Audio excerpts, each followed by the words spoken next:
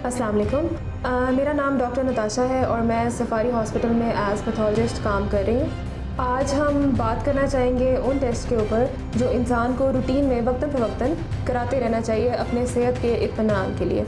Usually यही होता है कि हम जब बीमार होते हैं, हमें कोई तकलीफ़ होती है, हम तभी हॉस्पिटल जाते हैं और जाके फिर हमें डॉक्टर सजेस्ट करता है कि हमने ये टेस्ट कराने हैं, तो तब जाके हम टेस्ट कराते हैं। रूटीन में हम इन चीज़ों के ऊपर ध्यान नहीं देते।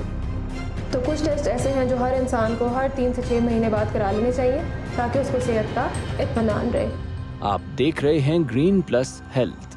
वीडियो पसंद आए तो लाइक और शेयर कीजिए। मुस्तनद मालूमात पर मबनी मजीद वीडियोस देखने के लिए चैनल को सब्सक्राइब कीजिए।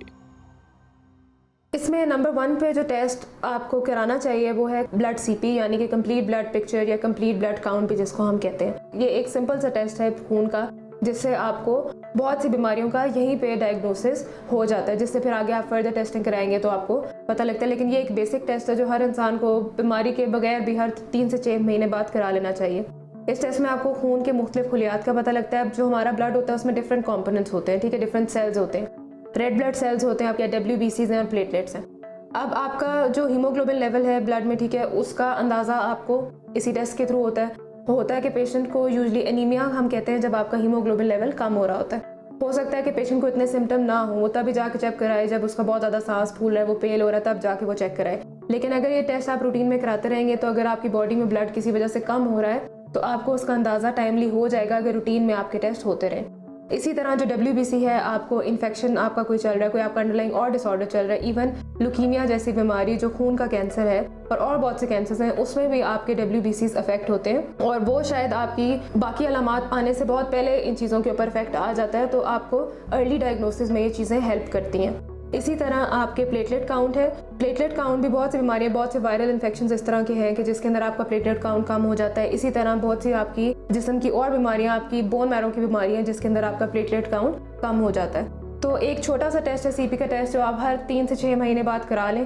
तो आपको अंदाज़ा होता रहेगा कि आपके बॉडी में किसी किस्म का कोई मसला तो नहीं चल रहा। दूसरे नंबर पे जो टेस्ट हम एडवाइस करेंगे कि आपको कराना चाहिए रूटीन में, वो है LFT यानी कि लिवर फंक्शन टेस्ट।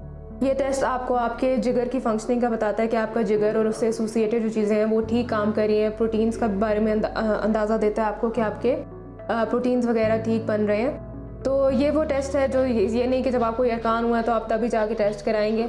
ये टेस्ट अगर आप रूटीन में करा लें तो आपको आपके जिगर के फंक्शन का भी पता लगता रहता है। हर 3 नहीं तो 6 महीने बाद जाके ज़रूर आपको जो है ना बेसलाइन टेस्ट में आपका LFTs भी करा लेने चाहिए ताकि आपकी जिगर की फंक्शनिंग का भी आपको अंदाज़ा होता रहे।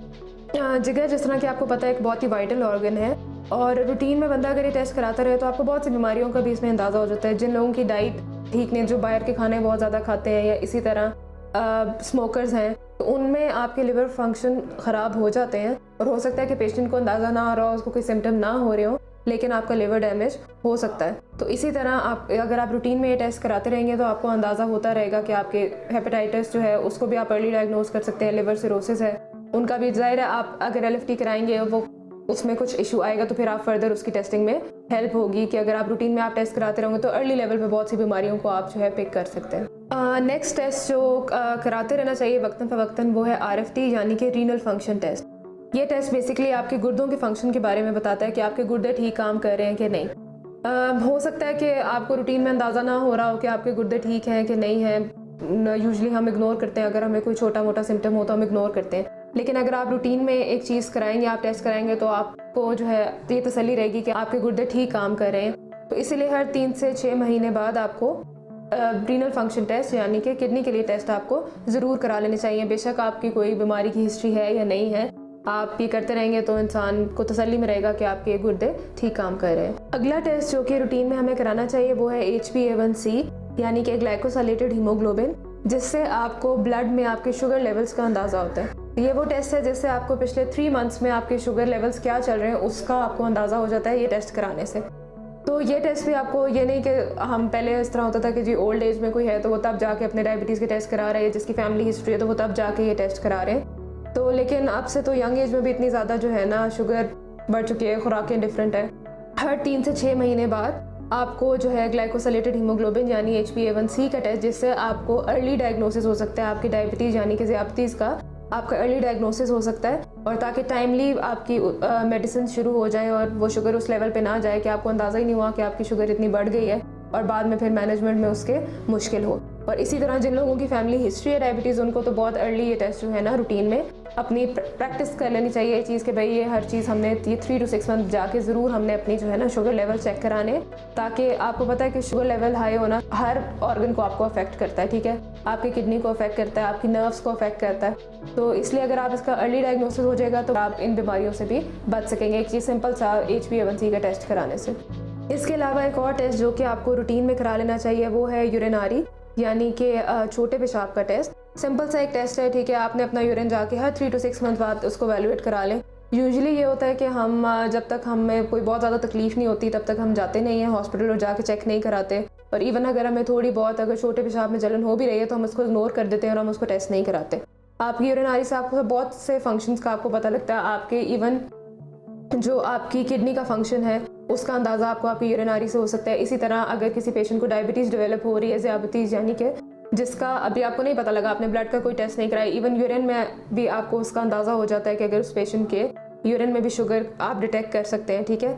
इसी तरह जो किडनी स्टोन्स हैं उनकी भी बहुत सी अलामात जो हैं आपकी यूरिनरी के अंदर जो है आ जाती हैं। तो अगर ये टेस्ट आप रूटीन में हर 3 से 6 महीने बाद अगर आप एक यूरिनरी कराएं तो उससे आपको बॉडी के और भी बहुत सारे फंक्शंस का अंदाज़ा होता रहता है। इसके अलावा भी कुछ टेस्ट हैं जो हमें कराने चाहिए, यानी कि लिपिड प्रोफाइल।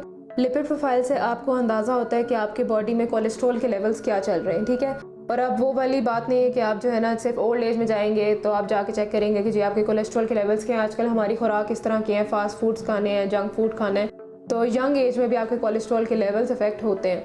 तो इसलिए हर 3 to 6 मंथ बाद आप एक लिपिड प्रोफाइल का छोटा सा टेस्ट करा लेंगे, अपनी फास्टिंग लिपिड प्रोफाइल, यानी कि आप जो है खाली पेट अपना टेस्ट सुबह कराएंगे, जिससे आपको अंदाज़ा हो जाएगा कि आपकी बॉडी में कोलेस्ट्रॉल के लेवल क्या चल रहे हैं। क्योंकि आपको पता है कि कोलेस्ट्रॉल ज़्यादा होने से बहुत सारी चीज़ें इफेक्ट होती है। कोलेस्ट्रॉल ज़्यादा होने से हार्ट अटैक्स बहुत ज़्यादा इन लोगों में हो सकते हैं जिनके कोलेस्ट्रॉल लेवल हाई है। इसी तरह जो स्ट्रोक होता है यानी कि फॉलेज, और यंग एज में भी आजकल ये हार्ट अटैक्स और स्ट्रोक्स बहुत कॉमन हो चुके हैं, क्योंकि लोग अपने रूटीन में टेस्ट कराते नहीं हैं। खुराक जो है ना बाहर के खाने खा रहे हैं, तली हुई चीज़ें खा रहे हैं, जिस वजह से आपके कोलेस्ट्रॉल लेवल भी बढ़ते हैं।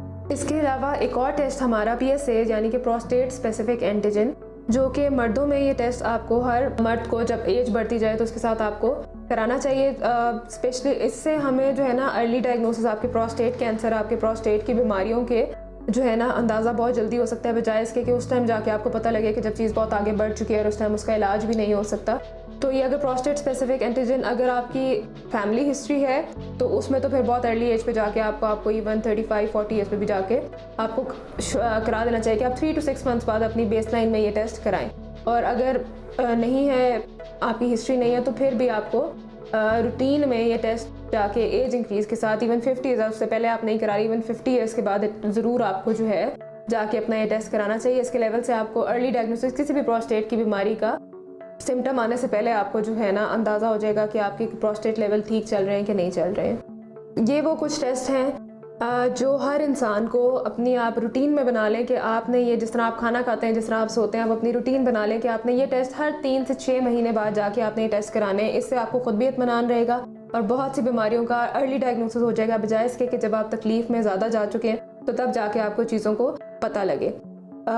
इसमें हमने बात की, हमने ब्लड CP की बात की, LFT की बात की, RFT की बात की, HbA1c, यूरिनरी और आपकी लिपिड प्रोफाइल, और इसी तरह मर्दों में प्रोस्टेट स्पेसिफिक एंटीजन। जब भी आप टेस्ट कराएं किसी वेल नोन लैब से कराएं, ठीक है, और उसमें जो आप टेस्ट देखते हैं पहले आप टेस्ट खुद देखें। टेस्ट के अंदर हर टेस्ट के साथ रेफरेंस रेंज लिखी गई होती है कि किस लेवल तक आपके ये वैल्यू आनी चाहिए, ठीक है, और उसमें खतरे वाली वैल्यूज़ भी लिखी होती हैं कि ये वैल्यूज़ इससे ऊपर जाएंगी तो किस किस चीज़ का खतरा है। आप टेस्ट कराएं, अच्छी लैब से टेस्ट कराएं, और उसके बाद आप उस टेस्ट को जाके अपने डॉक्टर को दिखाएं ताकि वो आगे से आपको मशवरा दे कि अब इसके बाद आगे क्या करना है। आपने ये नहीं करना कि आप टेस्ट करा के अपने पास रख लें कि भाई अब करा लिया हमने, ठीक है। आपने जाना है, आपने डॉक्टर को दिखाना है वो, ताकि आपको गाइड करे, आपकी चीज़ें ठीक चल रही हैं तो भी आपको बताए, और अगर कुछ मसला चल रहा है और फर्दर कुछ टेस्टिंग होनी है तो वो भी आपको बताए। तो मेरी तरफ से आज के लिए इतना ही। हम अगले एपिसोड में मिलेंगे। अपनी सेहत का ख्याल रखें, देखते रहिए ग्रीन प्लस हेल्थ।